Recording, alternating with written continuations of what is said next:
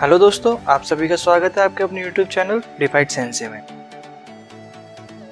आज हम welcome to demon school episode 20 को एक्सप्लेन करने वाले हैं। एपिसोड की स्टार्टिंग में हमें एक डीमन दिखाया जाता है। वो माइक पे अनाउंस करता है कि सभी वोटिंग्स के रिजल्ट आ चुके हैं। ये अनाउंसमेंट सुनकर सभी लोग रिजल्ट जानने के लिए काफी बेताब होते हैं। सभी डीमंस अनाउंसमेंट को बड़े ध्यान से सुन रहे होते हैं। तभी वो डीमन अनाउंस करता है सारे रिजल्ट क्लोजिंग इवेंट में अनाउंस करे जाएंगे। उस डीमन की बातें सुनकर सभी को बड़ा झटका लगता है। आगे हमें एक प्लेस को दिखाया जाता है जब बैटलर पार्टी का फाइनल इवेंट होने वाला है, जो क्लोजिंग एक्सपेक्टेकुलर होता है। आगे हमें ऑडिटोरियम के अंदर का सीन दिखाया जाता है जहाँ सभी बच्चे गैदर हुए होते हैं। सभी आपस में बात कर रहे होते हैं कि किसको कौन सा प्राइज मिलेगा। वहीं एक डीमन आके माइक में अनाउंस करता है अब समय आ गया बैटलर पार्टी को शुरू करने का। और आज की हमारी होस्ट होने वाली हैं हमारी प्यारी प्रेसिडेंट अज़ेज़ल एमरी। एमरी स्टेज पे आके सभी बच्चों को प्रेज करती है। वो सभी से बोलती है इस साल की बैटलर पार्टी में मुझे सबसे ज्यादा मजा आया। आगे हम अपने अवार्ड्स की तरफ चलते हैं तो थर्ड प्राइज जाता है सक्यूबस बैटलर को। पार्टी डे और पार्टी ईव के दौरान इनके क्लब को ही सबसे ज्यादा वोट्स मिले हैं, जिस वजह से इन्हें थर्ड प्लेस मिला है। और इसके साथ ही इन्हें एक लग्जरियस क्लब रूम भी दिया जाता है। और इसी के साथ सेकंड प्लेस की अनाउंसमेंट होती है। हमें बताया जाता है second place new magic Buttler को गया है। इन लोगों ने एक नई मैजिक को बनाया है जो आगे चल के बहुत काम आने वाला है। और प्राइज के तौर पर इन्हें 1 साल के लिए ब्लैक होली वाटर दिया जाता है ताकि ये अपने मैजिक को और एडवांस कर सके और उसे अच्छे से इम्प्रूव कर सके। आगे एमरी ग्रैंड प्राइज को अनाउंस करती है। तभी एमरी सभी बच्चों से बोलती है क्या तुम सभी तैयार हो? ग्रैंड प्राइज किसको मिलेगा ये जानने के लिए सभी बच्चे बड़ी शांति से खड़े होते हैं। एमरी उन सभी बच्चों को बताती है जिसको भी ग्रैंड प्राइज मिलेगा उन सभी डीमंस की रैंक को बढ़ा दिया जाएगा। एमरी ग्रैंड प्राइज अनाउंस करने वाली होती है। वहीं सभी बच्चे सोच रहे होते हैं ग्रैंड प्राइज किसको मिलेगा। आगे एमरी अनाउंस करती है ग्रैंड प्राइज जाता है ब्रॉडकास्ट बैटलर्स को। इस रिजल्ट से काफी बच्चे सरप्राइज हो जाते हैं। वहीं एस्मोडियस भी काफी परेशान होता है, लेकिन इरोमा को कोई फर्क नहीं पड़ता। वो इस रिजल्ट से भी काफी खुश होता है। एमरी सभी बच्चों को बताती है जितने दिन भी बैटलर पार्टी चली इन लोगों ने पूरी मेहनत करी और जब स्कूल के ऊपर मुसीबत आई तो इन लोगों ने सबसे ज्यादा काम किया। स्टेज के ऊपर एक डीमन उनकी रैंक को बढ़ा देता है जिससे वो सभी डीमन काफी खुश हो जाते हैं। बाकी डीमंस आपस में बात कर रहे होते हैं। हमें लगा था वही बैटलर ग्रुप जीतेगा जिसने फायरवर्क्स को बनाया था। वो देखने में कितने अच्छे थे। वहीं इरोमा सोच रहा होता है उसने जो क्रियो से वादा किया था। और तभी वो बोलता है काश हम ग्रैंड प्राइज जीत सकते। सभी बच्चे सोच रहे होते हैं कि अनाउंसमेंट खत्म हो चुकी है। तभी यहाँ पे प्रोफेसर कैलागोर आ जाते हैं। वो सभी बच्चों को बताते हैं नॉर्मली सेरेमनी को भी खत्म हो जाना चाहिए था, लेकिन मेरे पास कुछ है जो तुम लोगों को जानना चाहिए। इस साल बैटलर पार्टी में काफी ड्रामा हुआ है और एक बैटलर ग्रुप ने तो अपनी जान तक को दांव पे लगा दिया। यहाँ तक कि उन लोगों ने फैकल्टी को भी कुछ नहीं बताया। इस सब के लिए उन्हें पनिशमेंट मिलनी चाहिए, लेकिन जो कुछ भी उन लोगों ने किया जिस वजह से सभी लोगों की नजर उनके ऊपर है, इसलिए हम इस सेरेमनी में एक अवार्ड को और जोड़ रहे हैं। यह एक ट्रिकी अवार्ड है। इस अवार्ड से उस बैटलर ग्रुप के एक मेंबर की रैंक को बढ़ाया जा सकता है। ज्यादा देरी न करते हुए अब उन फूल्स को उनका अवार्ड दे देते हैं। तभी प्रोफेसर कैलागोर इरोमा, एस्मोडियस और क्लेरा की तरफ देख के उन तीनों से बोलते हैं कि जल्दी से स्टेज पे आ जाओ। इस अनाउंसमेंट को सुनकर सभी बच्चे काफी खुश हो जाते हैं। क्लेरा, एस्मोडियस और इरोमा ये तीनों स्टेज के ऊपर पहुंच जाते हैं। एस्मोडियस और क्लेरा इरोमा को आगे कर देते हैं उस अवार्ड को लेने के लिए। तभी प्रोफेसर कैलागोर इरोमा को डांटते हैं। वो बोलते हैं तुम हमेशा डेंजर में फंस जाते हो और अपने से बड़े टीचर्स को कभी नहीं बताते हो। इरोमा उससे बोलता है मैं काफी पैनिक हो गया था, इस वजह से बता नहीं पाया। आगे से कुछ भी हो तो अपने टीचर को जरूर बताना। और उसकी रैंक को अपडेट कर देते हैं। अब इरोमा की रैंक बैट से गिमल हो चुकी है। ये सब देख के बाकी सारे डीमंस काफी खुश होते हैं। अवार्ड देने के बाद प्रोफेसर कैलागोर वहाँ से चले जाते हैं। तभी क्लेरा इरोमा से बोलती है अब हम दोनों के पास सेम बैजेस हैं। इरोमा सोच रहा होता है मुझे नहीं पता कि मुझे रैंक को अपनी बढ़ाना चाहिए या नहीं, और वो क्रियो के बारे में सोचने लगता है। इरोमा तभी बोलता है लेकिन ये एक निशानी है और मुझे संभाल के रखना चाहिए। तभी वहाँ पे डीमन एंथम प्ले होने लगता है। इरोमा भी उस एंथम को गा रहा होता है, लेकिन तभी उसे याद आता है कि मैं तो खुद ह्यूमन हूँ और मैं इस गाने को क्यों गा रहा हूँ। तभी यहाँ पे सुलेवन आ जाता है और वो इरोमा को कॉन्ग्रेचुलेट करता है। वो उससे बोलता है तुम लोगों ने सभी लोगों का अटेंशन अपनी तरफ खींच लिया है और तुम बिल्कुल भी डर नहीं रहे हो। उसकी बातें सुनकर इरोमा काफी हैरान हो जाता है। तभी वहाँ पे काफी सारे डीमन आ जाते हैं। वो बोल रहे होते हैं इसने अपनी रैंक को कितनी जल्दी बढ़ाया है, हमें इसका इंटरव्यू लेना पड़ेगा, साथ ही साथ एक पिक्चर भी। इरोमा इन सभी चीजों से काफी घबरा जाता है। वहीं दूसरी तरफ एक पिलर के पीछे से एमरी के फादर उसे काफी ध्यान से देख रहे होते हैं। आगे में फ्लैशबैक का सीन दिखाया जाता है जहाँ लिटिल एमरी अपने फादर से बात कर रही होती है कि आप पूरे दिन काम करते रहते हैं, आप हमेशा बुरे लोगों को पकड़ते हैं। एमरी के फादर उसे बताते हैं हाँ हमेशा मैं बुरे लोगों को पकड़ता हूँ। अपने फादर की बात सुनकर एमरी काफी खुश हो जाती है। वो उनसे बोलती है आगे चल के मैं भी बुरे लोगों को पकड़ूंगी, लेकिन हम डीमन से अलग क्रिएचर्स को भी पकड़ते हैं जैसे कि इंसान। आगे हमें करंट टाइम का सीन दिखाया जाता है जहाँ इरोमा सभी बच्चों से बचते हुए आगे बढ़ रहा होता है। क्लास में पहुंचने के बाद क्लेरा उसे एक न्यूज़पेपर दिखाती है जिसमें उसकी फोटो छपी होती है। वहीं इरोमा के पीछे एस्मोडियस उन पेपर्स में से उन कटिंग को निकाल रहा होता है। इरोमा उससे पूछता तुम ये क्या कर रहे हो? एस्मोडियस उसे बताता है एक बहुत बड़ा मूवमेंट है और मुझे इसे संभाल के रखना होगा। वो उस कटिंग को लैमिनेट कर लेता है। ये सब देख के इरोमा काफी घबरा रहा होता है। वो अपने मन ही मन में सोचता है अगर इनमें से किसी को भी पता चल गया कि मैं एक ह्यूमन हूँ तो ये मुझे खा जाएंगे। अपनी क्लास अटेंड करके इरोमा एमरी के पास आ जाता है। एमरी उससे बोलती है मेरे फादर ने मुझे सब कुछ बता दिया है, उस रात क्या हुआ था। मैं समझ सकती हूँ तुम्हारे लिए वो रात काफी मुश्किल रही होगी। तभी एमरी एकदम से खड़ी हो जाती है। वो बोलती है इस सबको अलग रखते हैं, हमने अपना काफी सारा समय बर्बाद कर दिया है, अब समय है बुक्स को पढ़ने का। इरोमा एमरी को कॉमिक पढ़ के सुना ही रहा रहा होता है तभी एमरी की नजर अपने फादर की तरफ जाती है और वो इरुमा से बोलती है मुझे अभी जाना होगा, मुझे किसी से बात करनी है। वो इरुमा से माफी मांग के वहाँ से निकल जाती है। इरुमा भी वहाँ से बाहर आ जाता है और वो जाते हुए सोच रहा होता है कि वो कौन हो सकता है। तभी उसके पीछे एक डीमन आया था जिसमें से रेड कलर का ऑरा निकल रहा होता है। वो इरुमा से बोलता है तुम जरूर इरुमा होगे, मुझे तुमसे कुछ बातें करनी है। एमरी के फादर इरुमा को स्कूल के बाहर ले आते हैं। वही इरुमा सोच रहा होता है मैं इनके साथ आ तो गया पर मुझे ये नहीं पता ये कौन है, पर ये मुझे किसी की याद दिलाते हैं। आगे हमें एक और फ्लैशबैक दिखाया जाता है जब सुलिवन जेल के अंदर होता है। वो लेटर मिलने के बाद वहाँ से निकल रहा होता है। तभी वहाँ पे एमरी के फादर आ जाते हैं। वो सुलिवन से बोलता है अभी हमें आपसे और भी सवाल जवाब करने हैं जब तक आप नहीं जा सकते। सुलिवन उनसे बोलता है तुम्हारे पास मेरे खिलाफ कोई भी प्रूफ नहीं है तो मुझे जाना होगा यहाँ से। एमरी के फादर से रोकने की काफी कोशिश करते हैं लेकिन तभी सुलिवन अपना मैजिक दिखाता है जिससे सभी डीमंस काफी डर जाते हैं और सुलिवन वहाँ से निकल जाता है। एमरी के फादर सोच रहे होते हैं सुलिवन इस लड़के के लिए काफी पागल है, इसका मतलब जो रिपोर्ट्स हैं वो काफी सही हैं। सोचते सोचते वो एमरी की तरह इरुमा के गालों को पकड़ लेते हैं। इरुमा को तभी याद आता है कि ऐसा कब हुआ था। तभी वो इरुमा को बताते हैं ये एक सीक्रेट है लेकिन मैं तुम्हें बताता हूँ, मैं पहले भी ह्यूमन से मिल चुका हूँ, तो क्या आपने उन्हें कैप्चर कर लिया? एमरी के फादर से बताते हैं हाँ हमने उन्हें कैप्चर कर लिया। उनकी आधी बॉडी को हमने एक्सपेरिमेंट लैब में भेज दिया और आधी बॉडी को हमने पका के खा लिया। इरुमा उनकी बातें सुनकर काफी हैरान हो जाता है। एमरी के फादर से बोलते मैं मजाक कर रहा था। वो इरुमा को बताते हैं अगर नेदर वर्ल्ड में कोई ह्यूमन पाया गया तो मुझे नहीं पता क्या होगा, इसलिए मैं ह्यूमंस को पकड़ के उनके दुनिया में वापस भेज देता हूँ और उनके जाने से पहले नेदर वर्ल्ड की सभी यादों को मिटा दिया जाता है। और वो इरुमा से बोलते हैं अगर तुम्हें कभी भी मेरी मदद चाहिए हो, लेकिन तभी वहाँ पे एमरी आ जाती है। वो अपने फादर से बोलती है मैंने आपको हर जगह ढूंढा। तभी इरुमा को काफी बड़ा झटका लगता है। वो एमरी से पूछता है क्या ये तुम्हारे फादर है? एमरी अपने फादर को इरुमा को इंट्रोड्यूस करती है। वो उसे बताती है D1 वाटर पुलिस में है। उसके फादर उससे पूछते हैं क्या तुम इरुमा को पहले से जानती हो? एमरी उसे बताती है हाँ ये स्कूल में काफी फेमस है। इरुमा एक आउटस्टैंडिंग डीमन है। एमरी की बातें सुनकर एमरी के फादर उसे बताते हैं यहाँ पे मैं 6 डीमन से मिलने आया था और मैंने इस लड़के से केवल डायरेक्शन पूछी है, लेकिन ये काफी हैरानी की बात है कि तुम किसी को प्रेज कर रही हो। वो इसलिए क्योंकि हम दोनों अकेले में काफी बातें करते हैं। एमरी के फादर उससे पूछते हैं अलोन का तुम्हारा क्या मतलब है? एमरी के फादर उससे पूछते हैं जब तुम दोनों सीक्रेट रूम में अकेले हो तो तुम दोनों किस बारे में बातें करते हो? एमरी सोचने लगती है मैं इन्हें मागा के बारे में नहीं बता सकती, अगर इन्हें पता चल गया कि इन्हें पढ़ सकता है तो काफी दिक्कत हो जाएगी। एमरी के फादर उससे बार बार पूछ रहे होते हो अकेले में तुम दोनों क्या करते हो? एमरी अपने फादर को बता देती है कि हम दोनों अकेले में प्यार और रिलेशनशिप के बारे में बातें करते हैं। एमरी की बातें सुन के एमरी के फादर को बहुत बड़ा झटका लगता है, लेकिन एमरी यही नहीं रुकती। वो अपने फादर को बताती है हम फ्यूचर के बारे में बात करते हैं। एमरी के फादर को एक फ्लैशबैक याद आता है जहाँ एमरी अपने फादर से बोल रही होती है जब मैं बड़ी हो जाऊंगी तो मैं आपसे शादी करूंगी। एमरी के फादर को काफी जोर का झटका लगा होता है जिस वजह से वो नीचे गिर जाते हैं। एमरी के फादर इरुमा के ऊपर चिल्लाने लगते हैं। एमरी उन्हें शांत करती है और उन्हें वहां से लेके जाने लगती है। तभी वहाँ पे एस्मोडियस और क्लेरा आ जाते हैं। एस्मोडियस इरुमा से बोलता है किरियो सेनपाई का जो भी केस हुआ है आप उसके अंदर डीपली इन्वॉल्व है, लेकिन उस बारे में आपसे कुछ भी नहीं पूछूंगा। आपको जब भी मेरी जरूरत पड़े आप मुझे बता दीजिएगा, मैं आपकी मदद करूंगा। एस्मोडियस की बात सुनकर इरुमा काफी खुश हो जाता है और उन दोनों के साथ वो अपनी क्लास में वापस आ जाता है और खुद से वो एक वादा करता है कि कुछ भी हो जाए मैं किसी को भी पता नहीं लगने दूंगा कि मैं एक ह्यूमन हूँ। तो दोस्तों यहीं पे एपिसोड खत्म हो जाता है। दोस्तों मैं आपको बताना चाहता हूँ हम यूट्यूब चैनल पर नए हैं और अभी हमारे सब्सक्राइबर्स नहीं बढ़ रहे हैं, तो प्लीज हमारी हेल्प करें, हमारे चैनल को सब्सक्राइब करें। अगर आपको हमारी